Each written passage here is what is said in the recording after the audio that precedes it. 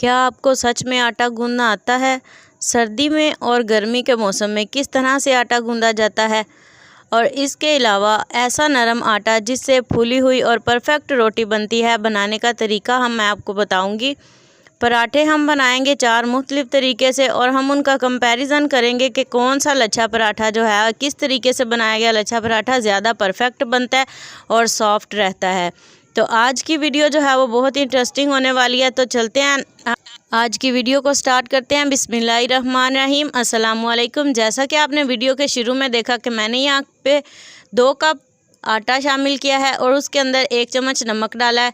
इस आटे को, जैसे कि अब सर्दियों का मौसम है, मौसम ठंडा होता है, तो ठंडे मौसम में जो है वो आपने नीम गर्म पानी के साथ आटा गूंदना है। इतना परफेक्ट, इतना मुलायम आटा बनेगा कि आपने ऐसे ही आटे में से हाथ निकाला और फ़ौरन से उसकी चपाती, रोटी, पराठा जो भी बनाएंगे परफेक्ट तरीके से बनेगा, एकदम सॉफ्ट। और इसके अलावा इस तरह से आटा गूंदने का ये फ़ायदा होगा कि इसमें गुठलियाँ नहीं बनेंगी।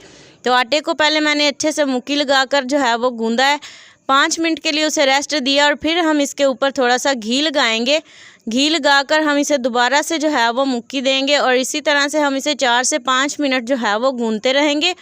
आप देखेंगे कि आपके हाथों के अंदर ही ये आटा सॉफ्ट होना शुरू हो जाएगा और नरम मुलायम होता जाएगा। तो जैसे ही आटा जो है वो सॉफ्ट होता जाए, आप देख सकते हैं पहले से काफ़ी सॉफ्ट हो चुका है। तो आपने इसे बाद में पानी नहीं लगाना, सिर्फ आपने घी में हाथ थोड़ा थोड़ा भिगोकर लगाना है और इसे गूंद लेना है। इतना सॉफ्ट मुलायम आटा जो है वो आप देखेंगे कि कभी भी आपने नहीं गूंदा होगा जैसा इस रेसिपी के साथ आप गूंदेंगे। आटा हमने अच्छे से गूंद लिया। इसके ऊपर जो है वो हम हल्का सा घी का हाथ लगा देंगे और फिर जो है वो हम इसे एक लास्ट वाली जो है वो मुक्की देंगे और इसे जो है वो हम सेट कर लेंगे बर्तन के अंदर। और इसके ऊपर आप इसे ढक कर रखें जब तक आप चपाती नहीं बनाएं। तो आप देखें ये बिल्कुल अच्छे से सेट है। अब हम फ़ौरन से इसके पेड़े लेंगे और इससे जो है वो हम पराठे बनाएंगे। मैं आपके साथ शेयर करने जा रही हूँ 4 डिफरेंट किस्म के पराठे बनाने के तरीके। तो आपने रोटी जो है वो इस तरह से बेल लेनी है। वीडियो मैंने थोड़ी सी फास्ट इसलिए की है कि बहुत ज़्यादा लंबी ना हो और आपका टाइम ज़ाया ना हो। रोटी मैंने बेल के इसके ऊपर घी लगा लिया सिंपल और ऊपर से मैं जो है वो वही आटा सिंपल डस्ट कर लिया। कटिंग हमने इसकी करनी है ऐसे स्ट्रिप्स में। ये है हमारा पहला तरीका पेड़ा बनाने का। स्ट्रिप्स आपने काटनी है, बहुत ज़्यादा बारीक भी ना हो और बहुत ज़्यादा मोटी भी ना हो। आप देखें मैंने यहाँ पे नॉर्मल तरीके से जो है वो इसकी कटिंग कर ली है। सारी स्ट्रिप्स जो हैं वो हमने काट लेनी है और फिर इन्हें इकट्ठा कर लेंगे। इकट्ठा करके आपने इसे हाथ की मदद से ही ऐसे थोड़ा सा फोल्ड कर लेना है।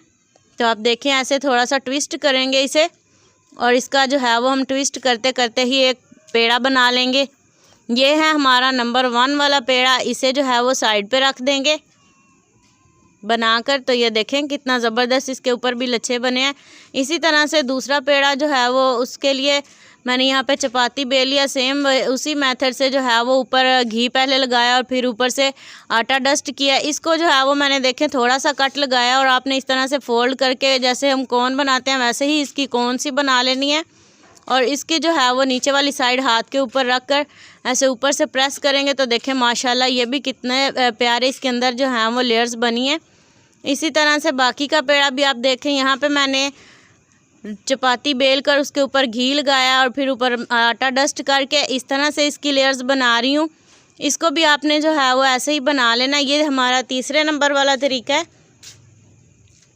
इसे भी हाथ की मदद से आपने हल्का हल्का सा फोल्ड करते जाना है और जो घी वाली साइड है उसे ऊपर लेके आना है और इसका पेड़ा बना लेना है। तो ये देखें तीसरा पेड़ा भी हमारा तैयार है। यहाँ पे हमारी बारी है चौथा तरीका। और चौथा तरीका ये है कि यहाँ पे मैंने 2 पराठों का आटा लिया है। आप देख सकते हैं काफ़ी ज़्यादा बड़ा पेड़ा मैंने लिया है। इसकी भी जो है वो एक रोटी बेल लेंगे और सेम उसी मेथड से इसके ऊपर मैंने घी लगाकर ऊपर से आटा डस्ट किया और इसे जो है वो आपने इस तरह से फोल्ड करना है, आधी एक साइड से और आधी एक साइड से। और फिर हम इसके ऊपर दोबारा से अप्लाई करेंगे घी अप्लाई करने के बाद आटा डस्ट करेंगे और फिर हम इसकी एक और तह लगा देंगे सिंपल तरीके से।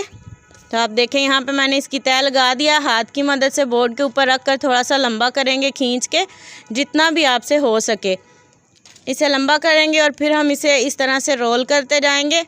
इसका ये फ़ायदा होगा, इसमें से हम 2 पराठे आसानी से बना लेंगे। तो यहाँ पे 2 कप आटे में से मेरे यहाँ पे 5 पराठे बनकर तैयार होंगे। तो सारे पेड़े मैंने तैयार कर लिए। ये देखें, ये भी पेड़ा बड़ा सा बन गया है।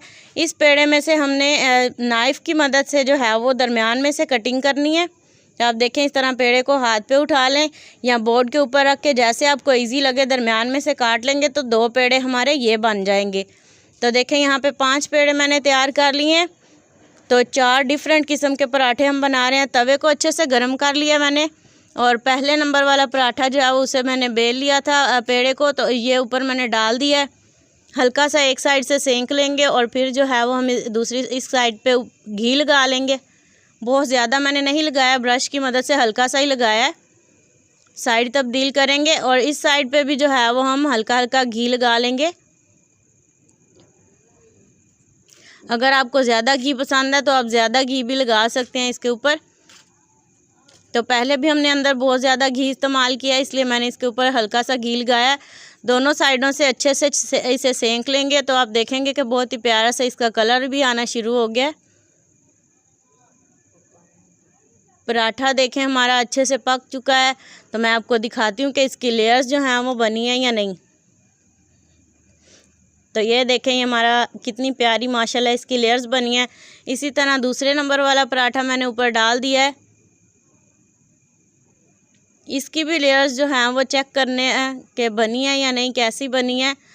जब इन सारे पराठों को इकट्ठा रखेंगे तब हमें ऐसा सही पता चलेगा कि कौन से तरीके से बनाया गया पराठा हमारा ज़्यादा परफेक्ट है।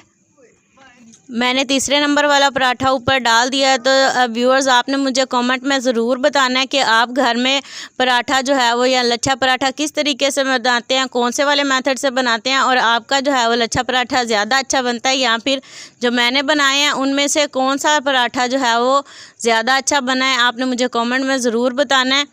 तो यहाँ पर मैंने चौथे नंबर वाला पराठा जो है वो भी सेंकना शुरू कर दिया। इसे जो है वो अच्छे से पका लेंगे। तो देखें माशाल्लाह इसकी भी काफ़ी सारी लेयर्स बनी है, काफ़ी सारे लच्छे इसके भी बने हैं। सारे पराठे जो हैं वो मैंने सेंक लिए हैं। अब जो है वो बारी है इन्हें साथ रख कर कंपैरिजन करते हैं कि कौन सा वाला लच्छा पराठा हमारा ज़्यादा परफेक्ट बना है। आप भी घर में अगर बनाएं तो फिर उसी मेथड से बनाएं। 2, 3 और ये है चौथे नंबर वाला पराठा। तो मुझे लगता है ये तीसरे नंबर वाला जो है वो ज़्यादा अच्छा बना है। इसकी लेयर्स जो हैं वो भी काफ़ी अच्छी बनी है।